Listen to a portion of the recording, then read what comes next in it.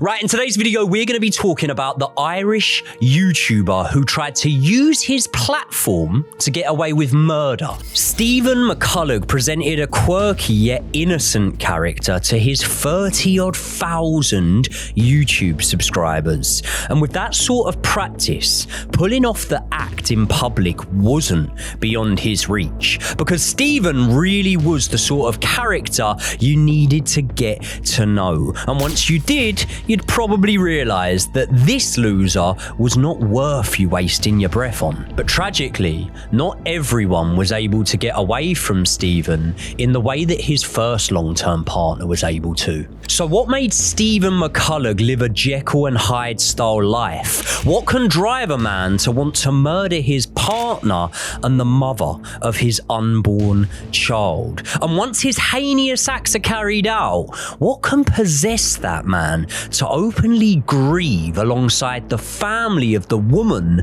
that he killed? We've discussed many criminals on this channel, but the lengths that this man went to, not only to appear normal, but to also secretly monitor his victim's innocent, grieving family, are quite frankly disgusting. So strap yourself in, guys, because you're about to hear about the worst YouTuber of all time. A man so scared of rejection that he would go to unthinkable lengths to avoid it. A man who acted chilled, happy, and easy-natured when he was in fact far from it, and a man who was ultimately too cowardly to speak in the courtroom despite maintaining his innocence. This is the dark and disturbing case of Stephen McCullagh and the tragic case of Natalie McNally.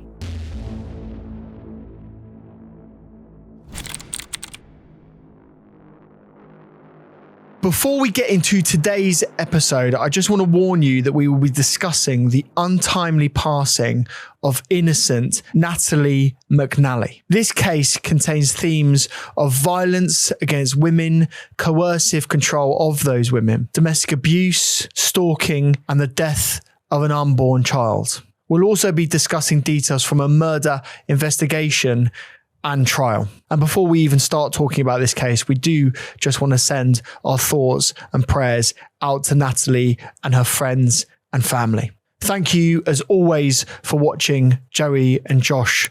And now let me tell you a little bit more about Natalie. She grew up in a place called Lurgan in County Armagh, Northern Ireland. She was the only daughter to parents Noel and Bernie McNally, but she did have three brothers. From the age of 3, Natalie was diagnosed with type 1 diabetes. And at primary school, she was known as an enthusiastic student with a smile for everyone. And she was known as a bit of a goofball, and she was always known to be dancing and making everyone else smile around her. She was fiercely independent, strong-minded, and very smart indeed. And as she got a bit older, Natalie became a very strong exponent of women's rights. She valued her personal independence above almost all else. Once messaging a friend, "I have a good job and a house, so I really don't need to rely on anyone else. So I'm not going to rush into a family setup. I'm happy as I am." And speaking of jobs, after she left school, she went to work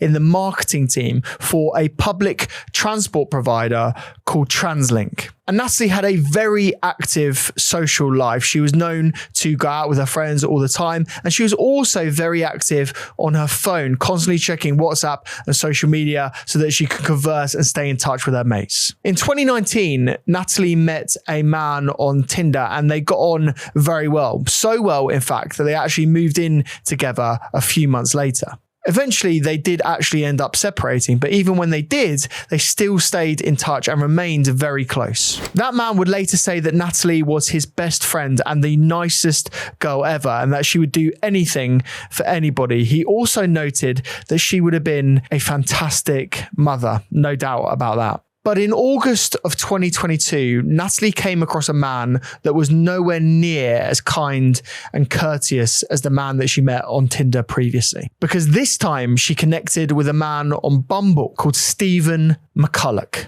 They exchanged numbers after a brief conversation on the app, and Natalie received a message saying, "Hey Nat, it's that robot weirdo from Bumble. They quickly hit it off and they discussed meeting up for a date later that week. Yeah, so Stephen was born on the 17th of February 1990, and he was actually raised in Northern Ireland by his mother as well as her fella, who wasn't actually Stephen's biological father. And he grew up in a little quiet residential street where everyone knew everyone and everyone got along, and that meant that Stephen actually stuck out like a sore thumb, because neighbours have gone on to since describe him as the child from hell. Long-term neighbours of Stephen's family described him as troubled, problematic, and as a child who showed disturbing warning signs from early on. One of these neighbours said that when Stephen was 7 or 8 years old,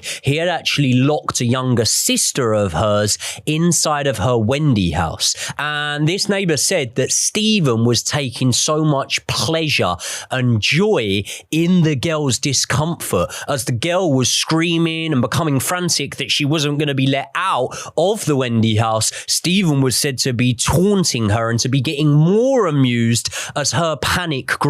Worrying signs. But what would go from a worrying sign to a terrifying sign would be when Stephen was alleged to have partaken in a very, very similar trend that me and you, Josh, see very, very often from murderers, or I would actually say specifically more so from serial killers in their younger years. And that, Josh, is they like to harm what? Animals. They like to harm animals. And a neighbour of Stephen's said that she had seen Stephen in a hot tub with what was believed to be the family dog at the time. And that neighbour said that he was forcing the dog's head underneath the water for large periods of time, leading her to believe that he was trying to drown that dog. He was said to have a volatile temper during his school years, where pupils described him as an oddball. And things really started to fall apart for Stephen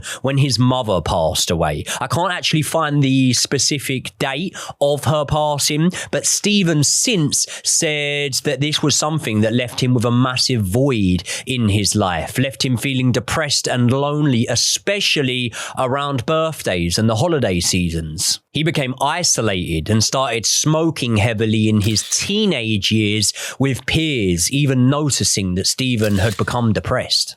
And like a lot of the characters that we cover on here, if you ask different people, you'll probably get a different version of events. You'll probably get a different picture painted to you of what this man was like and what his personality or character traits were like. But in terms of a character trait, having people that will describe you very differently, that's very much also in line with a lot of the men that we cover on this channel. And one thing that stood out to me more than anything was one of the people that did describe him as being a laugh, basically, being someone that you could have some fun around, also added in that when he wanted to, he had the sort of temper that could suck the air out of a room. For me, that would be a disturbing warning of what was about to come, especially in romantic relationships of Stephen's. Because he actually entered a relationship with a partner around 2015 time, and this relationship was fairly long-winded. The pair actually stayed together all the way until 2022, when the unnamed woman finally left Stephen. She went on to testify that he was abusive, controlling, and manipulative in their relationship. She said that he was so controlling that he would look through her phone, and when he found something that he didn't like, he would blow the lid. And this is something that we should really be thinking about when we go on to speak about his relationship with Natalie, because his former partner claimed that after finding something that he didn't like on her phone, he became physically violent. He assaults her by pushing her into an empty bathtub. So if we're to believe this woman, the first thing that we know is Stephen has a tendency to become violent, especially off the back of looking through your phone against your will. But there was another thing that this former partner of Stephen's alleged about him that was really concerning and fitted very well in with what police were starting to learn about Stephen. And this was that Stephen had a tendency to film people against their will and against their knowledge. Because I believe that this partner was living with Stephen around this time, and she was having a counsellor come over to her home to speak about issues that she was having. And Stephen was secretly surveilling those therapy sessions. He had left secret filming devices within the property, and whether it was at a later date or live, he was watching it back with keen interest to see if and when his name was mentioned and in what context, and maybe if the woman was able to give any plans, any indication of a direction that their relationship may be heading towards. I would say that this guy is the most stereotypical example of how to be a manipulative partner, isn't he? 100%. I couldn't have said it better myself, to be honest with you. And one of the things that gave him the capability to do that is, like I've alluded to, the ability to be able to hide in plain sight, the ability to be able to go about doing normal things in a normal manner and people think you're normal, which is exactly what Stephen McCullagh was able to do. He had a role of different jobs that were within the sort of media industry, but one of the main ones that he had was when he worked for the Belfast Telegraph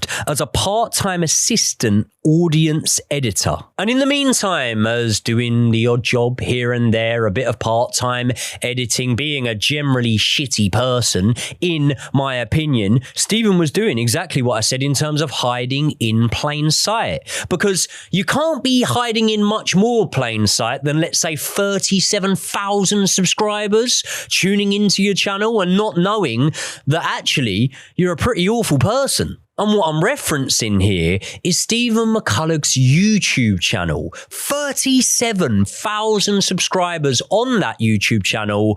And a YouTube channel, Josh, where, forgive me, I can't really work my way into making my mind up what he actually did on this channel. I think you could summarize it, and I mean this in the most sort of, I suppose, summary way that I possibly can, is a bit of nerd culture. Like, basically what he would do is he would review toys, take them out of the packaging. He'd sort of say whether they were good, whether they were rubbish. He'd tinker around with them. He'd make different toys. He'd make other constructions. He'd put toys together. Then he'd also have this obsession with Robot Wars. He had an obsession with Doctor Who. He became hyper fixated in certain things. Yeah. I think Doctor Who was the first thing that he really went for. And really, did they, just because I'm actually, you sent a loaded question, I don't know, did they align with that nerd culture? Obviously, I would understand that in any context of life, even when I was a child, being an adult and buying and unboxing toys and stuff like that, whether or not I think this, there was something that went hand in hand with that, basically, in terms of the way that people perceive these type of people as to being nerdy. Yeah, but this is the thing. Like, I think a lot of people would self-identify as being a nerd. I think a lot of people would say, I love playing around with these toys. I love collecting them. I like unboxing them. Like, I think that's... Well, there was 37,000 people. Exactly. And look, there's huge things on YouTube right now, niches right now, where Lego is coming back and becoming very popular. Yeah. You know, there's a whole toy niche. There's a Doctor Who niche. There's a Star Wars niche. I mean, you could go on and on, but basically he became known really more than anything for the toy reviews. Now, this was, when you're saying, you know, out there, putting himself out there, becoming incredibly famous, I would counter that slightly with the fact of he was definitely sort of out there and putting content on YouTube, but his face wasn't in it at the start. He was shooting toys against a cardboard backdrop, like literally ripped up a cardboard box and used that as his backdrop, lit incredibly badly, worst camera you've ever seen, sound quality absolutely awful, but it was the passion that he had around these toys that gained interest and the subscriber count that he actually did. Yeah, 100%. He wasn't the biggest YouTuber in that genre, but what you would say is he had a following. We know ourselves on YouTube, there's basically no point in doing live streams unless people are going to watch them. 100%. Yeah. And with ourselves, we're in a position where we know that if we go live, we're guaranteed to have a certain amount of people that are going to be in there, are going to be contributing towards the stream as well, because a lot of the time when you're live, you'll be answering the questions, the comments that come in and things like that. And what I'm trying to convey here is he had built up a community of like-minded subscribers who, rightly so, shared similar interests as him. Nothing wrong with that. Were very much in that sort of culture that you've explained to me, and therefore probably felt like they knew the YouTuber. And I've seen lots of videos on this case of people saying that he was one of their favorite YouTubers. So it wasn't just a fact. And I think a lot of people can belittle other people's YouTube careers. I think a lot of people can say, oh, you know, you had, 100 subscribers and whatever, and it doesn't mean that much. This guy had a big audience and a lot of people loved him. Yeah, I wasn't, to be fair, I wasn't belittling his YouTube career at all. Some people do, is what I'm saying. Yeah, I wouldn't go down that road of doing that at all, to be honest with you. I think that, look, as we have gone on to find out about the case, and as we're going to go on to detail in this case, there were significant reasons as to why the police initially didn't believe that Stephen could have committed the crime that we're about to talk of. So if the police didn't even initially believe he had done that, I've got absolutely nothing wrong with the amount of subscribers that he had to his channel that obviously had no idea about this man and about his character. And as I've already said, that character of his brought his long-term relationship with the unnamed woman to an end around the start of 2022. And not long after that, Stephen is back playing the field. He's back on the dating apps, and he actually connects with a woman named Natalie McNally on an app called Bumble. And as we've already said, the two get into contact with each other. Within about a week of that, they meet up for some drinks, and that date goes so well that just a few days later, they meet up once again for food. They then had dates where they went bowling, they played crazy golf, but the two weren't actually living together at the time. Natalie had her own flat, which was about a 25-minute drive across town. And on the 12th of October, 2022, not too long into the blossoming relationship between the pair, Natalie texts Stephen telling him that she needs to talk to him. And shortly after that, she reveals to Stephen that she's fallen pregnant, which you can imagine would have been a shock to the pair of them. But at the same time as saying that, the two were getting along. So let me get this right, Joe. Are you implying that they were rushing into things a little bit at this point?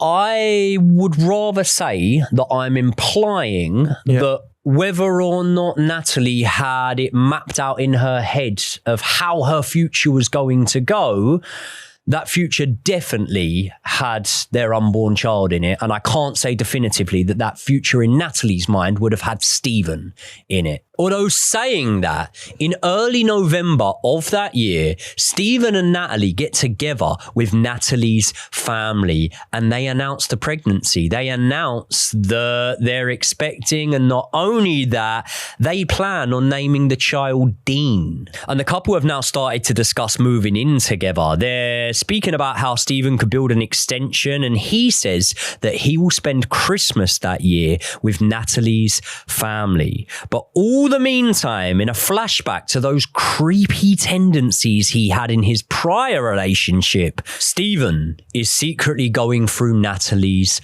phone. And upon doing that, he starts to realize a few things about Natalie and about her mindset, perhaps. And as I've alluded to, that maybe wasn't a mindset that was wholeheartedly set on the family vision for herself, Stephen, and their unborn child. So a quick one before we get into that. Joey, you were looking at a used car recently, weren't you? I wasn't looking. I bought a used car recently. Yeah, that's right. You were using Car Vertical though before you got it, didn't you? Yeah, well, obviously when I was going to buy it, as much as I did trust where I was buying it from, you can never be too careful. So I used that to obviously see if it had ever been wrote off before. More importantly, I used it to see if it had ever been stolen before, which from memory of purchasing secondhand cars, most places won't actually tell tell you that fact. But Car Vertical uses information pulled from over 900 databases worldwide. And when you were looking at a new car, weren't you originally going to go for a VW Golf? I wanted a VW, yeah, I wanted a Golf ideally. I thought with Volkswagen, I've heard of people that have drove their cars, say they're pretty reliable, not too bad on parts when things go wrong. And I remember you sent me this car. I remember you sent me the link for it.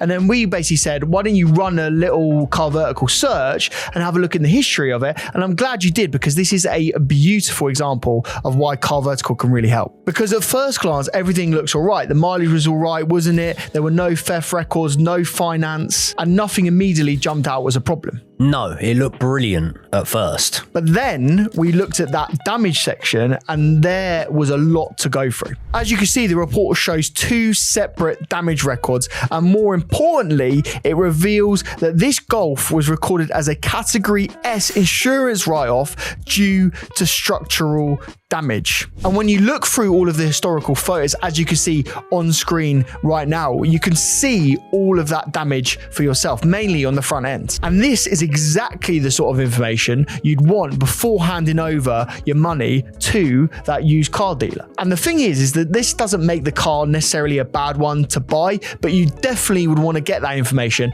before laying down the cash. So if you're looking at buying a used car for yourself, we strongly recommend checking out Car Vertical for yourself. And if you use code JJ20, as you'll see on screen, and use the link in the description below, you'll get 20% off a Car Vertical report. And remember, if you're checking out multiple cars, you can get up to 50% off the per report fee by using Car Vertical's bundles. So thank you so much for supporting Car Vertical. And now let's get back into the episode. I believe that Natalie basically revealed that she wasn't exclusively shut off to Stephen, and that wasn't her putting all of her eggs in one basket. She could potentially still be looking for a romantic interest. And in those texts, Natalie basically admits to the fact that she's not rushing into playing happy families if it doesn't feel right. Basically, I think she was keeping her options open. I think that she understood that Stephen was all right. She was having a nice time with Stephen, but the child was a gift from God, rather than a life sentence in which she was now tied into, where she had to stay with Stephen. Natalie was going to be a good mum with or without Stephen. And that show of independence was something that I believed that Stephen could not take. Something that makes this weird little fucker immediately start planning what I perceive he thinks is his revenge on Natalie for the fact that she's independent and has worked out that she probably doesn't need him. So in one of the most bizarre yet calculated twists that we've seen in any of these cases, Stephen stops looking through Natalie's phone. He leaves her flat that night and he travels home, where he pre-records a 6-hour live stream for his YouTube channel that he will be airing the following day. On this live stream, he's having a few drinks, he's playing Grand Theft Auto, he is constantly reminding his audience that it is Sunday the 18th of December rather than Saturday the 17th of December, even though it's not that big a deal regardless. And not only that, I spoke to Josh about what you kind of need for a live stream and what would we always say that you really could do with for a live stream. I would say the most important thing is interaction with one's audience. Interaction with one's audience. So would you say, if me and you had a very important live stream planned, potentially a Christmas special or something like that, it would be a major problem if we couldn't interact with that audience? To be honest with you, it's the kind of thing where you're like, well, what's the point of even doing a live stream? It's not worth doing it. It's not worth doing. No. And if I worked out about 10 minutes in that the audience weren't able to interact with me, probably not going to run the stream for over 5 more hours, am I? No, you're not. And I would have to say, even if you were going to do the stream, you might not end up doing something as weird and as strange as that stream actually turned out being, because I presume you've seen some of the stream. Oh, I've seen the stream. Yeah. I've seen the stream. Much like the audience, I wasn't one of the people that was able to comment on the stream because, as I've alluded to there, the comments were broke. The chat was completely broke on the stream, but the stream was working regardless. It's a bit strange. One thing that was also very, very strange was the image that flashed up around halfway through the stream. You remember this? I do. So the stream stops. It seems like there's a weird little glitch. An Malfunction somewhere. Exactly. An image comes up. It just so happens that it was from a James Bond movie entitled No Time to Die. The then image goes off screen. Stephen comes back and he says, "Oh, so sorry. That was a technical issue. I don't know where that's come from. And let's get back on with the show." Not long after that, Stephen is speaking about something he's not going to do, and he's speaking almost in satire.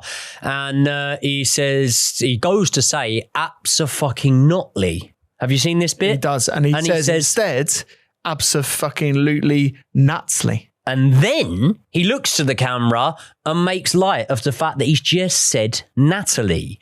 And what a lot of people don't know is the backstory to this is really dark. Because the day after Stephen records this video, he puts a post out to his 37,000 odd subscribers, and he tells them that in 2 hours from the post going out at 6 p.m. UK time, he's going to be going live with his scheduled stream entitled Violent Night. Which in itself is pretty fucking weird, isn't it? Now, what viewers of this stream did not know is while they thought they were watching Stephen live, it was in fact pre-recorded. And Stephen was currently sat on public transport in disguise at the time. He had bought himself a massively oversized coat so that you couldn't really tell what sort of figure the person wearing that coat had. And as well as that, he was using a face mask. He had actually switched off all of his digital devices so that he couldn't be tracked via digital footprint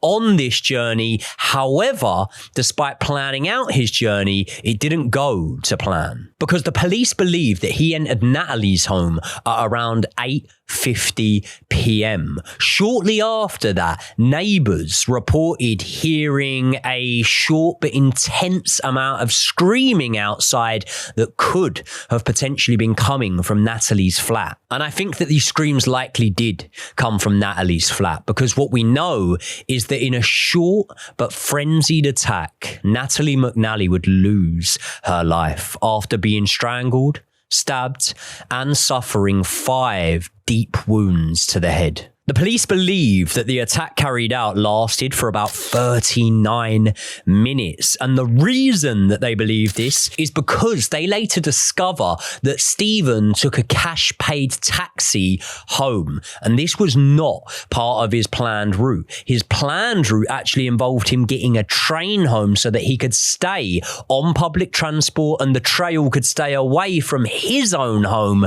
But that plan didn't go to plan, which meant that after brutally murdering the mother to his unborn child, Stephen casually jumped in the back of a taxi to take him back to his home, which he arrived at just minutes after midnight. He walks straight into the computer room. He takes that 6-hour file from his desktop and he erases it from his bin, in his mind, deleting the evidence that it was fake. So you might be asking, how then did police actually capture Stephen? Because it seems as though there's irrefutable evidence, especially to police, that he has an alibi, that he was nowhere near the scene of the crime. And even with the evidence that Joey's just said, this wasn't immediately obvious to the police. So what actually happened? Well, it was actually Stephen that dialed 999 and actually said to police that he found his partner, Natalie,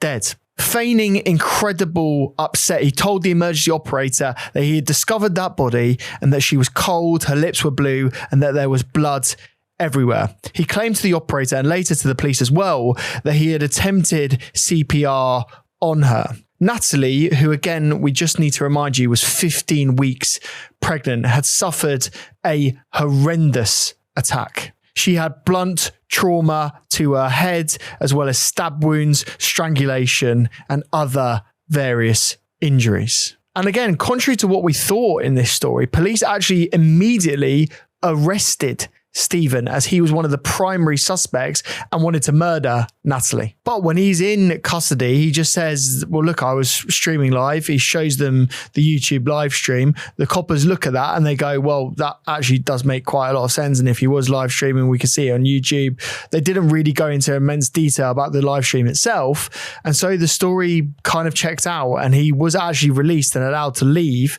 custody. And this initially worked out so well for Stephen that 2 other men, including Natalie's former partner, were arrested for the crime. But they too were released soon after because there wasn't enough evidence to put them at the scene of the crime. But saying that, Stephen, during his interviews, had painted this ex of Natalie's to be a very, very bad person. Stephen had said that this guy was aggressively harassing Natalie and that her ex was the only person to have a proper motive to want to do her harm. And then throughout the next 6 weeks, Stephen went on to play the role of a grieving partner. He attended Natalie's wake on Christmas Day, and this is where this sick bastard allowed Natalie's family to console him at this wake. And he went on to spend some alone time with the coffin and actually send his wishes to her in passing. And you can just imagine the family are there. He's been rightly exonerated, or at the time, by the police.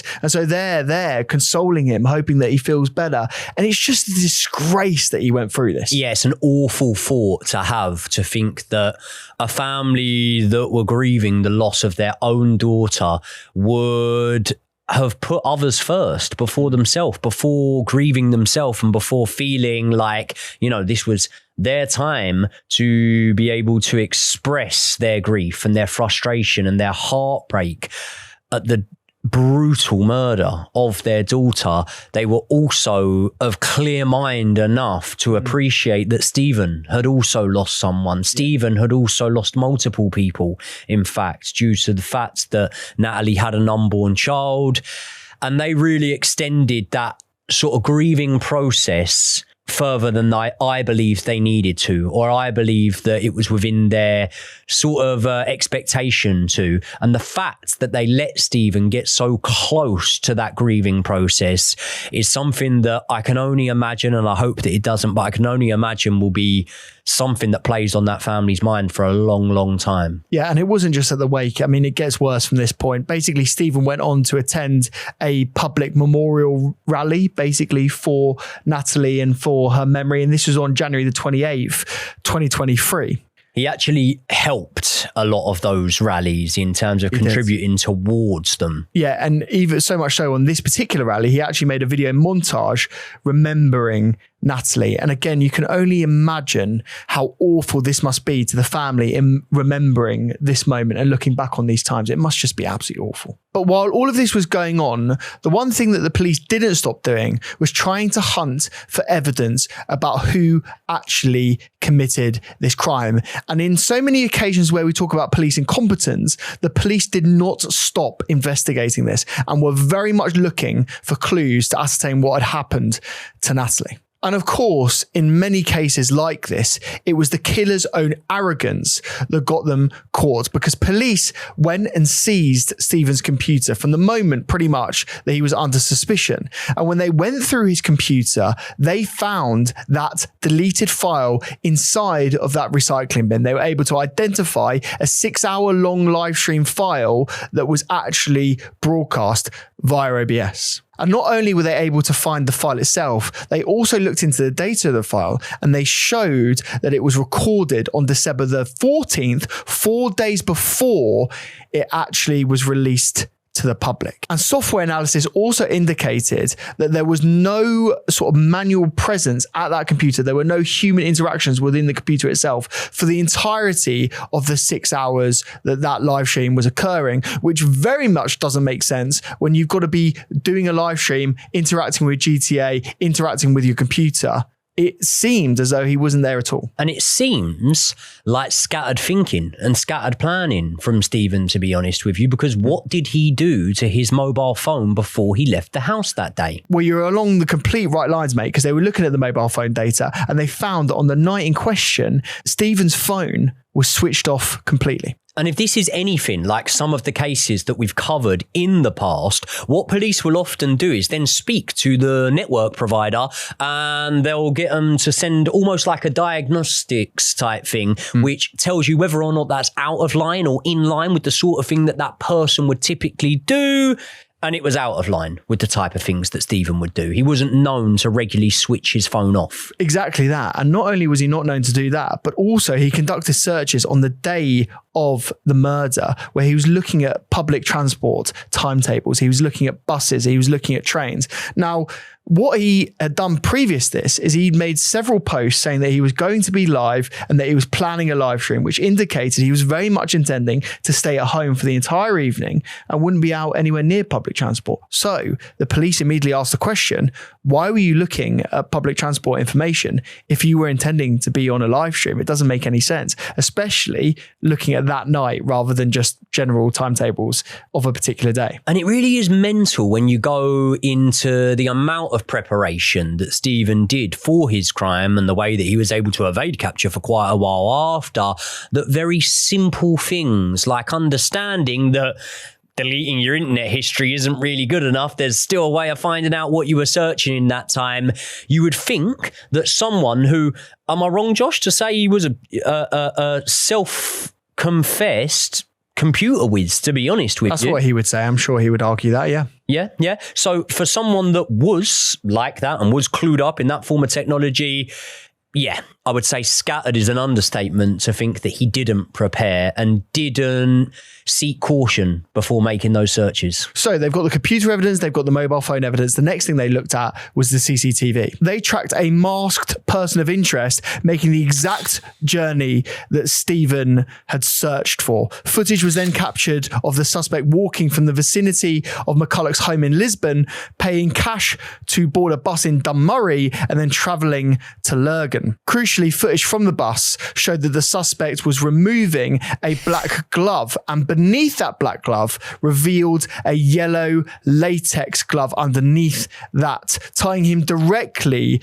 to the forensic profile of the crime, because there was a print made within the crime scene that showed there was a latex glove there. And then just after 9:30, the suspects had changed their clothes, very much trying to throw any potential police investigation off the scent of the crime. And then that person boarded a taxi at around 9:30, as I say. Both GPS and CCTV data confirmed that that taxi dropped the passenger off outside of McCullagh's home at 11:13 p.m. And just 3 minutes later, at 11:16 p.m, Stephen's phone turns on. So with all of this evidence, the police then had enough to actually arrest Stephen for a second time. And this took place on January the 31st, 2023. Remember, this is just 5 days after he had appeared at that public memorial remembering Natalie. And during his interview, Stephen was confronted with the evidence to prove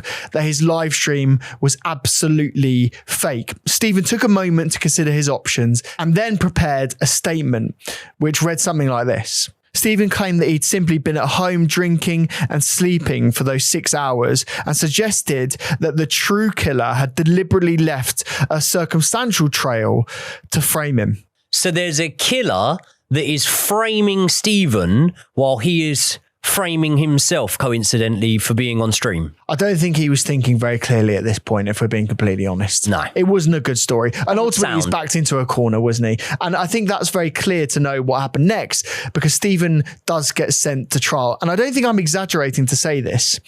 This happened in Northern Ireland. I think this became a global story very quickly. One, because of the nature of the crime. Two, because he was a YouTuber and publicized what he was doing. And three, the nature of the live stream itself. I mean, looking back on it now in hindsight, and hindsight is 2020, isn't it? But there were so many elements of that live stream that just seem weird and just seem off. And the prosecution's case, therefore, was extremely vast. They explained that the live stream was a hoax and that the glitch saying that Stephen couldn't interact with the chat was entirely untrue. They used all of the evidence that we've just run through to prove that he wasn't at his computer and that, in fact, he had made a journey towards Natalie's home. But it wasn't just that. There were several other witnesses that came forward to question Stephen's version of events. Neighbours of Natalie testified that they heard screaming and banging coming from Natalie's home at around 9 p.m. They also reported seeing a shadow of a broad, big man on the patio blinds. There was also the taxi driver called Jeffrey McAvoy, who claimed that he picked up a large male passenger carrying a bag at around 10:46 p.m. and dropped him off at that man's home at Lisbon at 11:13 p.m. Then there was a former partner of Stephen who testified in court to say that he had a history of domestic violence against her, stating he had previously pushed her into a bathtub and punched her in the head. She also revealed that he had covertly recorded private bereavement counselling sessions and that she was incredibly scared of him. So with all of this in mind, you might say that Stephen had concocted a very thorough and detailed defense to explain where he was and what his actions were. But this wasn't the case, Joey, was it? Basically, he refused to testify. He didn't get cross-examined or examined in any way in the courtroom. Well, he did the pussies thing, to be completely honest with you, didn't he? He went not guilty, but when you go not guilty, I expect you as a man who is claiming that he did not kill the mother of his unborn child to give us something. Give us some words, say something, give us a reason why you're not guilty. But he wasn't able to do that. And one of the major things here comes, in my opinion, in terms of damage limitations, being able to minimize the amount of trauma and pain you put that victim's family through. Now, if Stephen goes guilty straight away, Josh, you've halved that amount of trauma and pain that they would have to sustain while sitting inside a courtroom, because ultimately you fast track the case to a conclusion, don't you? I think this is the thing. I think cowardly is the only way you can possibly describe him, if I'm being completely honest. He didn't have the balls to be able to stand up in court and admit his own guilt. But he also didn't have the balls to cut that trial short and just say, I ain't going to say anything, I'll go guilty. Do you know the only time he did really speak in court? Gone. This was when the judge was basically telling him of his guilt and kind of urging him to say something about it.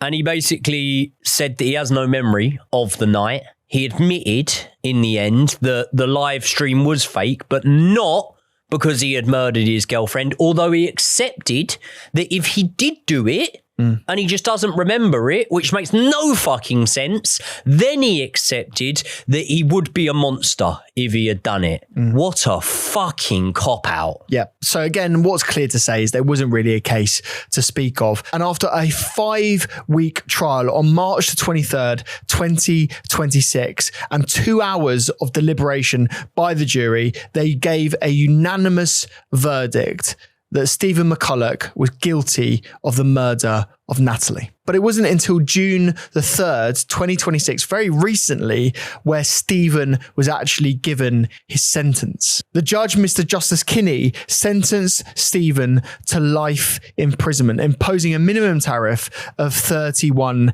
years. The judge delivered a very scathing assessment of Stephen's character. He described the murder as a brutal and frenzied attack and highlighted Stephen's exceptionally high culpability. He condemned the remorseless detail of the planning, the elaborate fake alibi, and the chilling manipulation of the McNally family while masquerading as a grieving partner. The judge also noted the unnecessary degradation of Natalie's body. Basically, she was found face down in the dog bowl. And again, he questioned the morality and the thinking of Stephen as he did this. He also placed significant weight on the fact that Stephen intentionally wanted to end Natalie's pregnancy, killing their unborn son, Dean. And again, before we say any more, I just want to send our thoughts out to Natalie's family. It must have been an incredibly awful moment, this trial. And again, when they left the trial court proceedings, they said that they weren't celebrating this outcome in any way, because they said that they were serving their own life sentence since the murder of their beloved Natalie. Her father, Noel McNally, also added that he believed that 31 years was nowhere near long enough and that Stephen was too dangerous to ever be let out onto the street. Natalie's brother also paid tribute to her legacy, stating that she was an inspirational person and that having her in their lives was the greatest joy that they'll ever have. And her brother Niall also expressed hope that this would be a bit of a turning point, stating that as Natalie receives justice today, our hearts go out to all of the victims of violence against women and girls. And with that in mind, we will be linking to a website in the description of this video, which is a government campaign called Enough. This campaign sets to basically protect young women and girls as much as one possibly can and to stop and end domestic violence against them. We know that so many strong and amazing women watch this podcast. And if you are one of those women that is struggling with domestic violence, I very much implore you to hit that website and seek help. Yeah, I think for a family to have to go from the jubilation of finding out that they were potentially going to become grandparents and whatnot, to then grieving the loss of their daughter in the most horrific way is something that I don't even want to think into. It's hard to get your head around. And the only thing that we can definitely agree on is our hearts and our thoughts do go out to Natalie McNally's family. As for Stephen, would you like a little bit of information about how he's getting on in prison? Because he's only just got into prison, so surely there can't be that many updates, right? Because he's only been in there for a few weeks. Let the prisoners do their job. Don't worry about that, mate. He's already been put on the most vulnerable wing inside that prison. He is one of just 19 people that have been put into the prison hospital. And I'm guessing he's probably one of 19 that doesn't need to fucking be there. He's in there because he's shitting himself, basically, living in fear. He's got a target on his back. And anyone that has followed the smallest amount of true crime news will understand that if you're inside, and if you're inside for a major crime where you're going to be locked up alongside high-profile offenders, the likelihood is you're going to have a target on your back. And Stephen is no different, because there's a convicted double murderer from Northern Ireland called Sean Hegarty. Now, Sean Hegarty is said to have wanted to harm Stephen because of the nature of his crimes, because he had committed this crime against a woman, which is pretty rich, to be honest, from Sean, because he too is inside for the murder of a man and a woman, an ex-partner of his. But regardless, the prison assassination plot is one that I do have to tell you about, because earlier on this month, it actually was, prison officers had to move Stephen due to a severe threat from Sean Hegarty. And that was after they found out that Sean was plotting on murdering Stephen. He had apparently sneaked a stun gun into the prison in order to carry out that plot within the showers, where he's believed that he could gain access to Stephen. And it was after this that Stephen was basically put into complete solitary confinement. Due to the fact that his case was in the news and that he's now in prison allegedly in Ireland, there was no way that he was going to be able to keep a low profile. And a low profile is exactly what the guards probably would have wanted from Stephen, because they are now tasked with watching him 24 hours around the clock whilst he's got that target on his back. And that is a target that I just don't think is going to be disappearing anywhere anytime too soon. When you look at these high profile inmates and you look at the timeline of some of their attacks and ultimately demises, they haven't always came too soon after they've been sent to the prison, which would suggest to me that prisoners often have a long memory when it comes to these sort of offences. And it's been alleged that both legal and prison insiders have said that if an attack on Stephen was to be launched, they couldn't necessarily stop it. And this is something that we know from looking into the past and being able to see in the cases of Ian Huntley and Ian Watkins and Kyle Bevan most recently. But I think this is probably the first time that we've actually potentially heard even staff admit that that was a probability.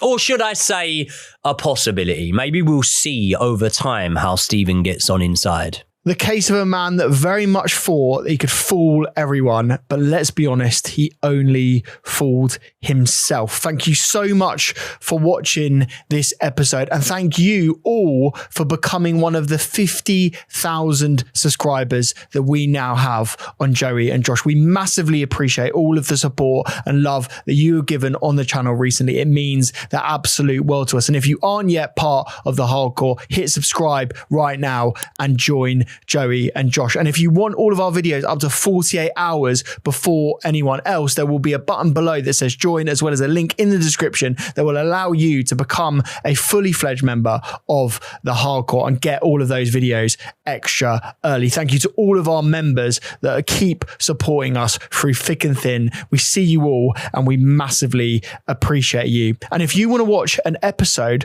that is similar to this one, why don't you check out the video that we did on a killer called Mitchell Quay, who went on to national television, who spoke about missing his partner, who he in fact murdered. Thank you so much for watching this one, and we'll see you very soon.